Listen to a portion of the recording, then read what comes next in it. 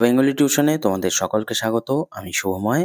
আজ তোমাদের একটি সুন্দর গল্প নিয়ে আলোচনা করব। গল্পটির নাম হলো উর্মি ও ঝোকসু।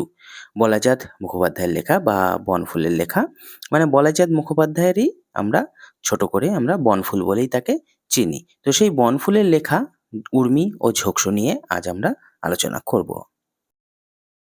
তোমরা এখানে দেখতেই পাচ্ছ গল্পের নাম লেখা আছে উর্মি ও ঝোকসু। নিচে লেখা আছে বলাইচাঁদ মুখোপাধ্যায় বনফুল। এটি আইসিএসসি বোর্ডের ক্লাস 7-এর অন্তর্গত। তোমরা যারা ক্লাস 7-এ পড়ছো তাদের জন্য সহায়ক পাঠে এই গল্পটি রয়েছে। তো চলো তাহলে গল্পটি আমরা আলোচনা শুরু করি, মানে লাইন ধরে ধরে আলোচনা শুরু করি। আর আগে আমরা একটু লেখক পরিচিতি সম্বন্ধে জেনে নেব। দেখো 2-4 লাইনই আছে। বলাইচাঁদ মুখোপাধ্যায় বা বনফুল সম্পর্কে আমরা একটু জেনে নেই। জন্ম হয়েছিল 19শে জুলাই 1899 সালে বিহারের পূর্ণিয়া জেলায় মনিহারিতে।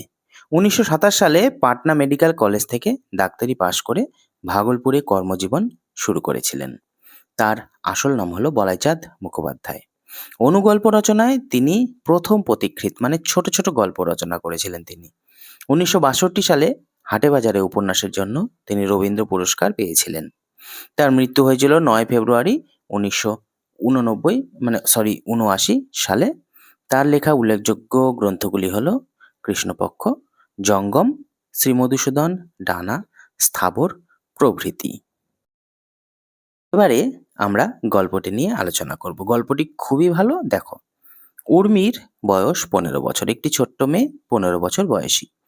এবছর হায়ার সেকেন্ডারি পরীক্ষা দেবে। মানে হায়ার সেকেন্ডারি পরীক্ষা দেবে বলতে, হায়ার সেকেন্ডারি তোমরা সকলেই জানো, এইচএস পরীক্ষা দেবে। সেদিন স্কুলের ছুটির পর বাইরে দাঁড়িয়ে সে অপেক্ষা করেছিল তাদের গাড়ির জন্য। মানে তাদের গাড়ি তাকে নিয়ে যায়। তাদের বাড়ির গাড়ি রোজ এসে তাকে নিয়ে যায়।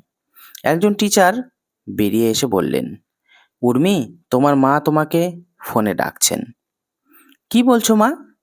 বলছে আমাদের গাড়িটা আর যেতে পারবে না, মানে স্কুল থেকে বাড়ি ফিরবে তো, তো সেখানে স্কুল ছুটি বলছে।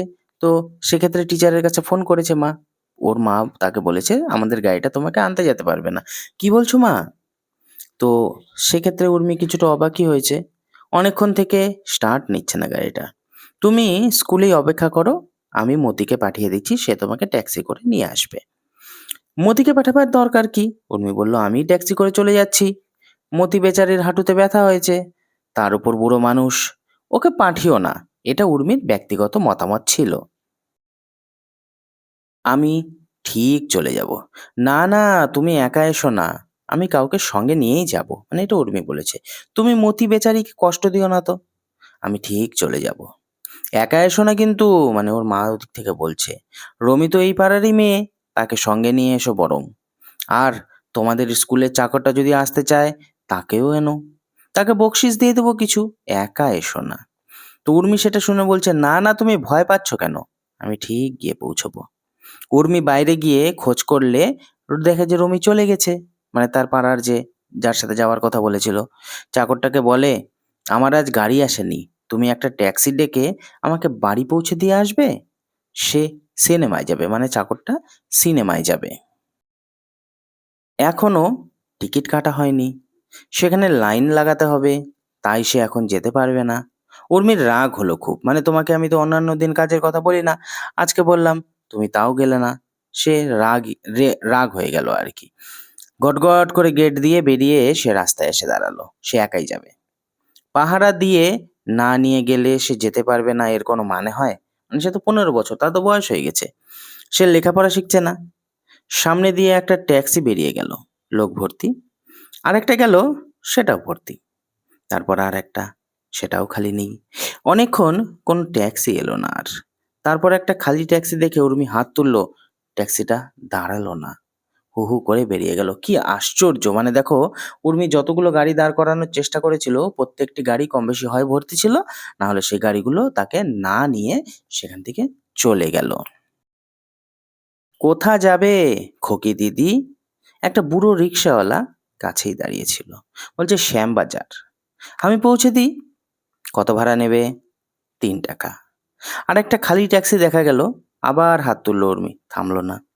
বেশ চলো, এবার না পেলে কি করবে, রিক্সাতেই যেতে হবে। রিক্সাতেই উঠে বসলো উর্মি। লোকটা বুড়ো আর রোগা, মানে রিক্সাওয়ালা, সাদা গোঁফ। মুখ দেখে মনে হয় ভালো মানুষ। ঠুং ঠুং করতে করতে চললো সেই রিক্সাওয়ালা, মানে কলকাতার রিক্সা অনেকেই দেখেছো আশা করি। বেশিক্ষণ চুপ করে বসে থাকা উর্মির তো স্বভাব না, তার মধ্যে অল্প বয়স্ক, ওরা কথা বলতে বেশি পছন্দ করে। আলাপ শুরু করে দিল রিক্সাওয়ালার সাথে। তোমার নাম কি? বলছে ঝোকসু। বাড়ি কোথায়? মুজফ্ফরপুর জেলা। অত দূর থেকে এখানে এসেছো?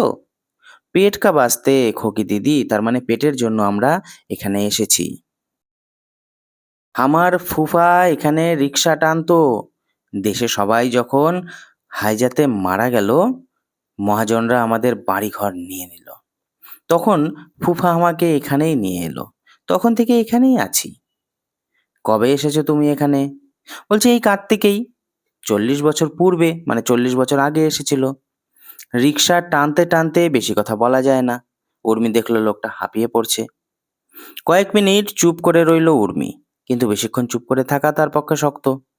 সে আবার জিজ্ঞেস করলো, তোমার বয়স কত হয়েছে? ঠিক মালুম নেই দিদি।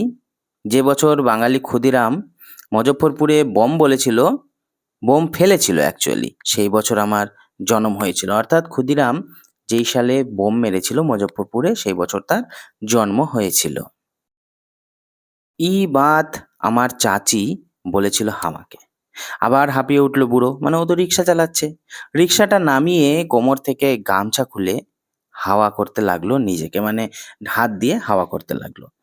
গামছাটা খুলে নেওয়ায় উর্মি দেখলো লোকটার পেটটা একেবারে ভিতরের দিকে ঢুকে গেছে। তার মানে সে ক্ষুধার্ত। আহা বেচারি, ক্ষুদিরামের বোমা ফেলার দিনের জন্ম হয়েছিল, আশ্চর্য তো। কিন্তু এতে আশ্চর্য হওয়ার কিছুই নেই। কিন্তু উর্মির আশ্চর্য হওয়ার ক্ষমতা অসীম। আর ক্ষুদিরামের সঙ্গে ওর জন্মদিন জড়ানো বলে লোকটাকে কেমন যেন আপন লোক বলে মনে হতে লাগলো, মানে নিজের লোক বলে মনে হচ্ছে। ঝোকসু, তুমি কখন খেয়েছো? এটা সে জিজ্ঞাসা করলো। 12 বাজে খুকি দিদি। কি খেয়েছো? সাত্তু, মানে ছাতু। খিদে পেয়েছে? ভুক তো লেগেছে খোকি দিদি, তার মানে তার খিদে পেয়েছে। কিন্তু আমি গরিব মানুষ, ভুক লাগলেই খেতে পারি না। সঝায়, মানে সন্ধ্যায় গিয়ে ফিন খাবো, মানে আবার খাবো। আবার রিক্সাটা তুলে টানতে লাগলো সে। উর্মির মনে হলো আস্তে আস্তে যাচ্ছে, মানে খিদে লাগলে লোকে তো শক্তি কমে যায়। নিশ্চয়ই খুব খিদে পেয়েছে বেচারার। পেটে খিদে নিয়ে কি আর রিক্সা টানা যায়? একটা গলির সামনে দৌড়তেও লাগলো সেই ঝোকসু। আশ্চর্য তো, উর্মির ভয় হলো মুখ থুবড়ে পড়ে যাবে না তো। ঝোকসু থামো। থেমে গেল রিক্সাওয়ালা। কি খোকি দিদি? চলো, ওই খাবারের দোকানে কিছু খেয়ে নাও আগে।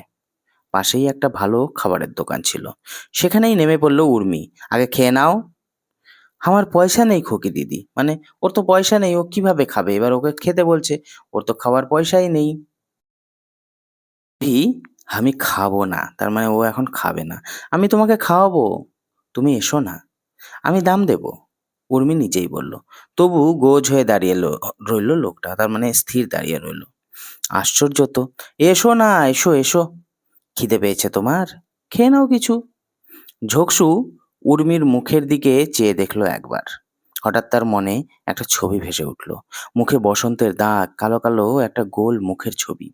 তার মায়ের ছবি। সেও এমনি জবরদস্তি করে খাওয়াতো তাকে, মানে তার মা তাকে জোর করে খাওয়াতো। দাঁড়িয়ে আছো কেন? এসো না। ঝোকসু এগিয়ে গেল। বড় রাজভোগ খাও দুটো। গপ করে খেতে লাগলো ঝোকসু। আরো দুটো খাবে? মানে উর্মি তাকে জিজ্ঞেস করলো সে আরো দুটো রাজভোগ খাবে নাকি। ঝোকসু ইতস্তত করতে লাগলো, মানে বেশি তো খাওয়া যাবে না, খাও আরো দুটো।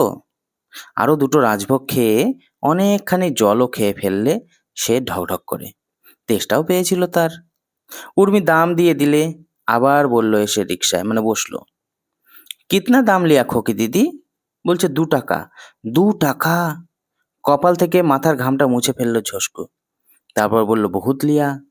বলছে বেশি কিছু নেয়নি, আমাদের পাড়াতেও ওই একই দাম।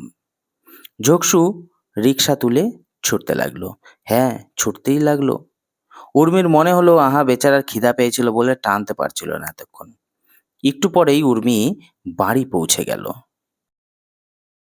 উর্মির মা উপরের বারান্দায় দাঁড়িয়েছিল উৎকণ্ঠিত হয়ে। তাড়াতাড়ি নেমে এলো, মানে মেয়েও আসছে না, একটু চিন্তা তো হয়ই। নেমে এলো, তুই রিক্সা করে এলি, ট্যাক্সি পাওয়া গেল না? বলছে একে 3টে টাকা দিতে হবে। দুজনেই ভিতরে চলে গেল। একটু পরে উর্মি নেমে এলো 3টে টাকা নিয়ে, এ নাও। মগর ইনসাফ মাফিক আমার 1 রুপিয়া লেনা চাহিয়ে, তার মানে 2টাকাতে খেয়ে নিচ্ছে, 2টাকার রাজভোগ, ওর দাম দিতে হবে না তোমাকে, ও তো আমি তোমাকে খাইয়েছি, নাও। গোজ হয়ে দাঁড়িয়ে রইল রিক্সাওয়ালা। মগর বলছে আর মগর করতে হবে না, আমার খিদে পেয়েছে, এ নাও।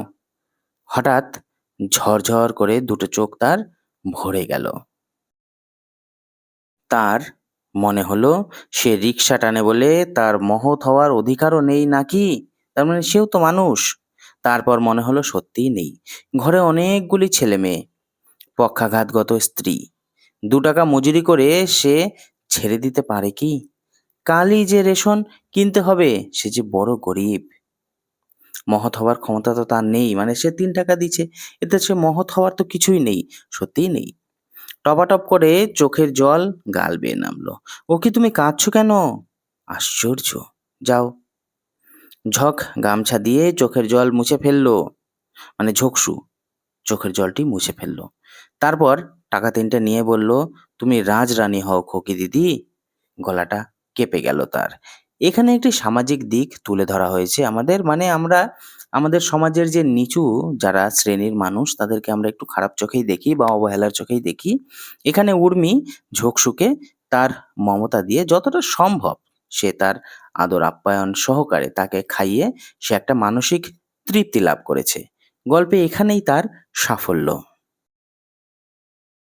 দেখো, আমরা কয়েকটি প্রশ্ন উত্তর, মানে ছোট ছোট প্রশ্ন উত্তর তোমাদের জন্য স্ক্রিনশট হিসেবে দিয়ে দিয়েছি, তোমরা চাইলে এগুলো করতেই পারো, একটু দেখে নিও ভালো করে। এখানটিতে একটু বড় প্রশ্নগুলা রয়েছে, এই বড় প্রশ্নগুলা তোমরা স্ক্রিনশট দিয়ে নিবে এবং এগুলি বাড়িতে প্র্যাকটিস করার চেষ্টা করবে। আজ তাহলে এটুকুই। Thank you so much. দেখা হবে আবার অন্য কোনো ভিডিওতে।